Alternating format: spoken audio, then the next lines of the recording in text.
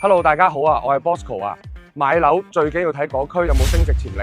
咁究竟要睇啲咩呢？交通配套有，樓下就有大型嘅鐵路同巴士總站，生活配套齊啊，街市、戲院、商場，你噏得出嘅都有啊。教育資源勁，本身就有完善嘅校網，嚟緊仲會商議興建國際學校，等你嘅下一代贏在起跑線。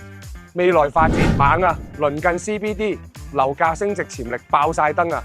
想買樓又同時滿足咁多個願望，呢度就啱晒你啦！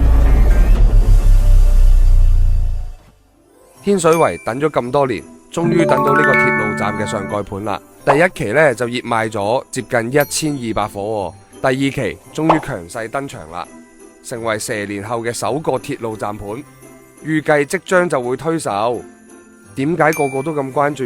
因為真係勁，真係順咯。樓下就係天榮站，輕鐵加屯馬線，令到你輕鬆去到港九新界每個地方，而且巴士總站都喺隔籬，真係超方便啊！再加上項目又鄰近深圳灣口岸同福田口岸，無論去南山定係福田都係20分鐘，返工返學係一條龍，適合中港兩邊跑嘅你。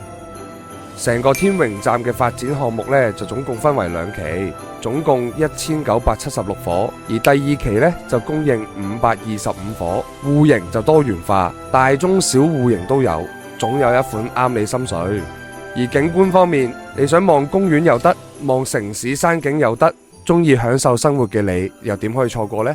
附近有好幾個商場圍住，揾嘢食、買日用品，一家大細消費娛樂一應俱全啊！真係超住過生活啊！講咗咁多優點，其實都仲未介紹完。北部都會區近年樓市熱搜嘅關鍵詞，再加上美國嘅減息潮，各種利好嘅因素都對樓市有正面嘅發展。第2期預計嘅關鍵日期係2026年9月30號。